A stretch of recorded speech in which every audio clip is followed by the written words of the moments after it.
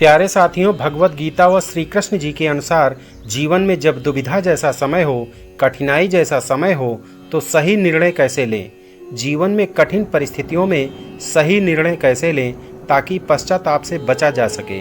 सही निर्णय कैसे लें, तो इसी के बारे में आज हमारी ये वीडियो रहेगी साथियों। तो प्यारे साथियों, श्री कृष्ण जी की कृपा आप सभी पर बनी रहे।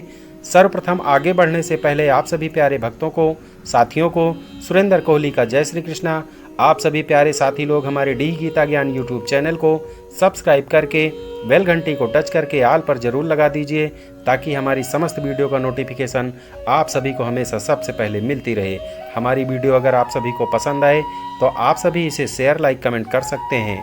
साथियों, हमें जीवन के हर मोड़ पर निर्णय लेना पड़ता है, चाहे कपड़ों के सही रंग का चयन करना हो, या सही बिजनेस में निवेश करना हो, या किसी परिस्थिति में कोई निर्णय लेना हो। निर्णय दो प्रकार के होते हैं, प्रतिवर्ती और अपरिवर्तनीय। कुछ निर्णयों को स्थिति के अनुसार बदला जा सकता है, लेकिन कुछ को बदलना असंभव है। जीवन में हमें ऐसी स्थिति का सामना करना पड़ता है जहां हम यह तय नहीं कर पाते कि कोई निर्णय पलटा जा सकता है या नहीं। कोई भी निर्णय सही है या गलत केवल पार्श्व दृष्टि में ही समझ आता है। एक बार भगवान विष्णु गरुड़ पर बैठकर कैलाश पर्वत पर गए। द्वार पर गरुड़ को छोड़कर खुद शिव से मिलने अंदर चले गए। कैलाश की अपूर्व प्राकृतिक शोभा को देखकर गरुड़ मंत्रमुग्ध थे कि तभी उनकी नज़र एक खूबसूरत छोटी सी चिड़िया पर पड़ी। चिड़िया इतनी सुंदर थी कि गरुड़ सारे विचार भूलकर उसकी तरफ आकर्षित होकर देखने लगे। उसी समय कैलाश पर यमदेव पधारे और अंदर जाने से पहले उन्होंने उस छोटे से पक्षी को आश्चर्य की दृष्टि से देखा। गरुड़ समझ गए उस चिड़िया का अंत निकट है और यमदेव कैलाश से निकलते ही उसे अपने साथ यमलोक ले जाएंगे। गरुड़ को दया आ गई।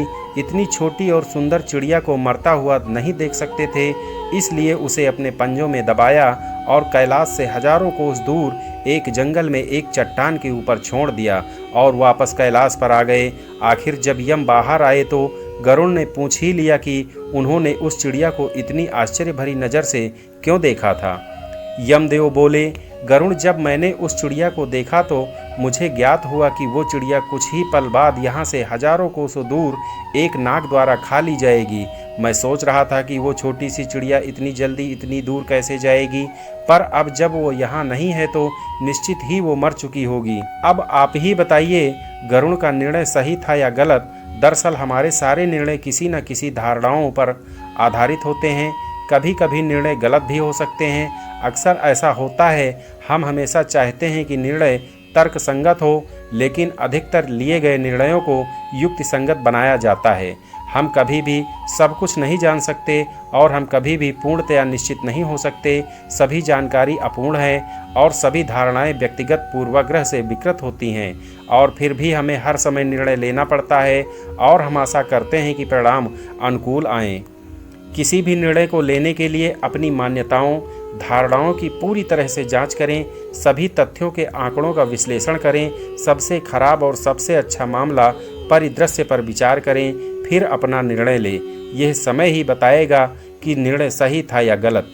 प्यारे साथियों, यहाँ मुहैया सूचना सिर्फ मान्यताओं और जानकारियों पर आधारित है। यहाँ ये बताना जरूरी है कि डी गीता ज्ञान किसी भी तरह की मान्यता, जानकारी की पुष्टि नहीं करता है। किसी भी जानकारी या मान्यता को अमल में लाने से पहले अपने संबंधित विशेषज्ञ से सलाह अवश्य ले लें। श्री कृष्ण जी की कृपा आप सभी पर बनी रहे, आपकी हर मनोकामनाएं पूर्ण हो। तो प्यारे साथियों, मिलते हैं अगली किसी अन्य वीडियो में। तब तक के लिए आप सभी को सुरेंद्र कोहली का जय श्री कृष्ण।